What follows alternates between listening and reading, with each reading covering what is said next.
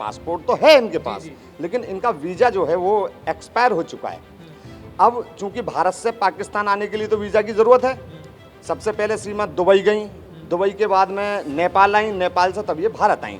और नेपाल और भारत के बीच में कोई भी वीज़ा की कोई आवश्यकता है नहीं।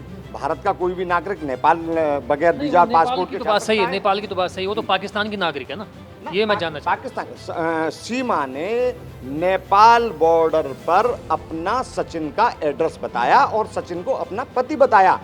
इसी वजह से सीमा को भारत में एंट्री कराई गई। वकील साहब, मैं ये जानना चाह रहा हूँ, आप वकील भी हैं और एक जिम्मेदार नागरिक भी हैं देश के, क्या आप मानते हैं? तो आप भी हैं, नहीं, मैं भी हूँ। मेरे पास जो क्लाइंट आएगा, चाहे वो पाकिस्तान का है, चाहे वो नाइजीरिया का है, चाहे इंग्लैंड का है, यदि कोई व्यक्ति मुझे फीस दे करके मुझसे एडवोकेसी अपनी कराएगा तो मैं उनको करूंगा। नमस्कार दोस्तों, स्वागत है आपका पीटीसी न्यूज़ में। और इस वक्त न केवल हिंदुस्तानी मीडिया में बल्कि पाकिस्तानी मीडिया में भी एक जो खबर सबसे ज़्यादा चर्चा में है वो है सीमा गुलाम हैदर को लेकर।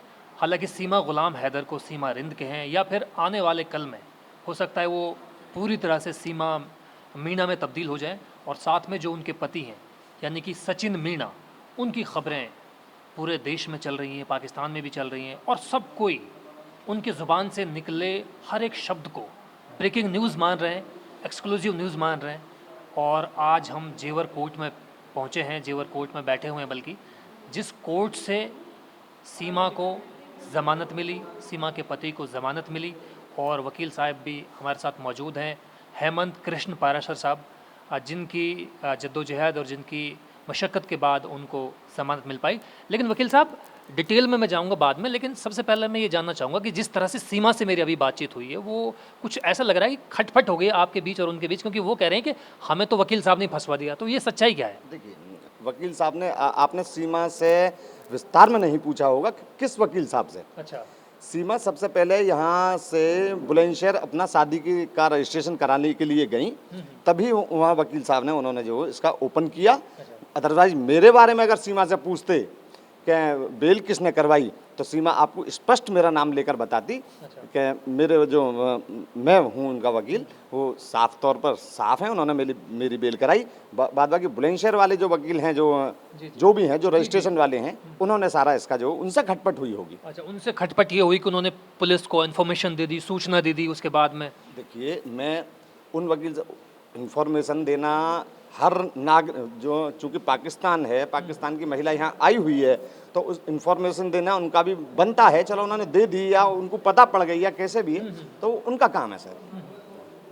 पर लेकिन मैंने उनकी सीमा गुलाम हैदर, सचिन और नेत्रपाल की सिर्फ और सिर्फ बेल कराई है, उनको जेल से रिहा करवाया है मैंने। तो ये कन्फ्यूजन क्लियर हो गया, वो बुलंदशहर के वकील थे जी, ना कि मैंने उनका कोई भांडा फोड़ किया। वो जिस वकील के पास बुलंदशहर में रजिस्ट्रेशन के लिए गई थी, उन्हीं के द्वारा ये बातें लीक हुई होंगी। बिल्कुल सही है। आप प्रैक्टिसिंग एडवोकेट हैं और ज़मानत का जिक्र आपने किया, आपकी वजह से उनकी ज़मानत हो गई। वकील साहब, मैं ये जानना चाहूँगा कि जो उनके 4 बच्चे भी उनके साथ मौजूद हैं, और ख़ास तौर पर सिटीज़नशिप को लेकर भी तमाम तरह की चीज़ें सामने आ रही हैं, क्या आपको लगता है कानूनी पेचीदगियाँ इसमें क्या है? कितना आसान है सीमा को देश की, भारत की नागरिकता मिल पाना, और कितना आसान है उन बच्चों को हिंदुस्तानी नागरिक के रूप में स्वीकार करना? देखिए, नागरिकता के विषय में मेरा ये कहना है कि चूंकि इसने काठमांडू में हिंदू रीति रिवाज के अनुसार इसने शादी कर ली है, और इसके जो फ़ोटो वगैरह और अवेलेबल हैं सारे, उसी के आधार पर जो इसको जो नागरिकता दिलाने का प्रयास किया जा रहा है। लेकिन वकील साहब, ये भी देखने में आ रहा है कि उनके पास पासपोर्ट तो पाकिस्तान का है लेकिन वीज़ा नहीं है हिंदुस्तान का, और पूरी तरह से उन्होंने ये बात एडमिट भी की है कि वो गैर कानूनी तरीके से उन्होंने इंडिया में एंट्री की है। तो इसको लेकर क्या कुछ आप कहेंगे? और इंटेलिजेंस एजेंसियां भी क्योंकि उनके रडार पर है सीमा। देखिए, वीज़ा, इनका पासपोर्ट तो है इनके पास, लेकिन इनका वीज़ा जो है वो एक्सपायर हो चुका है। अब चूंकि भारत से पाकिस्तान आने के लिए तो वीज़ा की ज़रूरत है। सबसे पहले सीमा दुबई गई, दुबई के बाद में नेपाल आई, नेपाल से तब ये भारत आई। और नेपाल और भारत के बीच में कोई भी वीज़ा की कोई आवश्यकता है नहीं। भारत का कोई भी नागरिक नेपाल बगैर वीज़ा और पासपोर्ट के तो बात सही है, नेपाल की तो बात सही है, वो तो पाकिस्तान की नागरिक है ना। ना, ये मैं जानना चाहता पाकिस्तान सीमा ने नेपाल बॉर्डर पर अपना सचिन का एड्रेस बताया और सचिन को अपना पति बताया।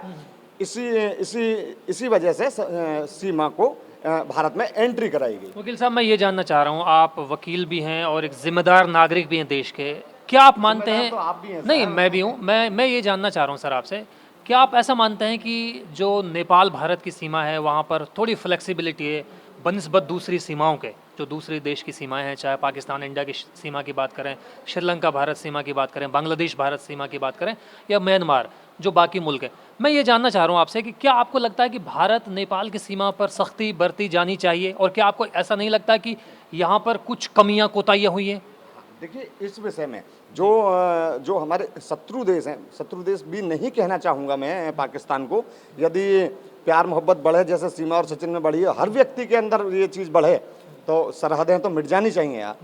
पर लेकिन जिस तरह से पाकिस्तान देश का कोई भी नागरिक, आज तो सीमा है, कल को हो सकता है कोई मैं सीमा के लिए भी ये नहीं कहना चाहता कि अभी हो सकता है कि जांच एजेंसी इसमें अपना काम कर रही हैं, हो सकता है कि सीमा भी जासूस हो।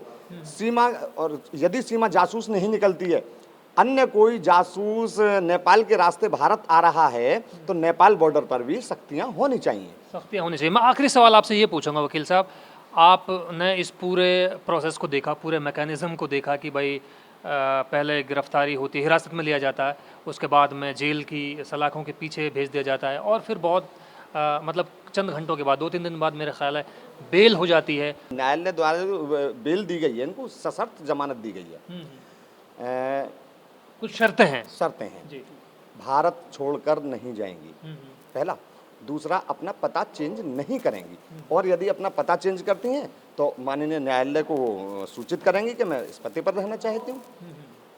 इन्हीं शर्तों पे इसको जो सीमा को बेल मिली। दूसरी बात, एक Satyendra Kumar until versus CBI एक रूलिंग है माननीय उच्चतम न्यायालय और माननीय उच्च न्यायालय इलाहाबाद द्वारा, जो विधि व्यवस्था है हमारी, जो गाइडलाइन है, उसी के तहत सीमा, सचिन व नेत्रपाल को जमानत मिली। सर, मैं ये सीक्वेंस समझना चाह रहा हूँ, ये पूरी क्रोनोलॉजी में समझना चाह रहा हूँ। जो सीमा है ये पाकिस्तान के कराची से शारजाह जाती हैं, यूएई जाती हैं, उसके बाद में फिर ये नेपाल आती हैं, नेपाल 7 दिन रुकती हैं, फिर वापस पाकिस्तान चली जाती हैं, फिर बच्चों के साथ दोबारा इसी तरह वापस आ जाती हैं, और फिर जो है सीमा जो है भारत की सीमा को क्रॉस कर जाती हैं। उसके बाद में पता ये भी लगा है कि जो सचिन के पिता हैं उनको भी इस पूरे घटनाक्रम के बारे में बहुत कुछ मालूम था, या कुछ हद तक पता उनको था। बहरहाल उसके बाद में ये हुआ कि पुलिस ने इनको हिरासत में भी लिया, सीमा को, और सीमा और सचिन दोनों जेल भी गए। जेल के बाद में ज़मानत हुई। ये सब इतनी जल्दी कैसे हो गया? देखिए, जमानत का प्रोसीजर ये है सर कि सबसे पहले जो मैंने नेत्रपाल की जमानत करवाई, चूँकि कस्बे के रहने वाले हैं, मेरे टच में आए वो जिस दिन उनका रिमांड हुआ, तो उन्होंने कहा कि बेल कराइए। मैंने नेत्रपाल की बेल कराई। नेत्रपाल की बेल कराने इनका जो रिमांड आया था वो दिनांक 4 जुलाई 2023 को आया, और ये जेल चले गए सारे लोग। और चूँकि 5 तारीख को अधिवक्ता जो हमारी बार है उसका स्ट्राइक था, तो 6 तारीख को मैंने नेत्रपाल की बेल कराई। उसके बाद में 7 तारीख को नेत्रपाल मेरे पास आए कि मेरे बेटे सचिन और मेरी बहू सीमा गुलाम हैदर की ज़मानत कराइए। मैंने उनसे जो उनका एफिडेविट लिया, और वो माननीय न्यायालय के सामने एफिडेविट लेकर के अपना ज़मानत प्रार्थना पत्र दाखिल किया। मैंने अपनी दलीलें दी। दलील देने के बाद में सीमा, सचिन और नेत्रपाल पर जो ऑफेंस लगाए हैं वो 120B IPC और धारा 14 विदेशी अधिनियम लगाया। अब 14 विदेशी अधिनियम चूँकि इन पे तो लाई करता नहीं है, 14 विदेशी अधिनियम में 7 साल से कम सजा का प्रावधान है। दूसरी बात, सचिन और सीमा को थाने से ही छोड़ देना चाहिए था।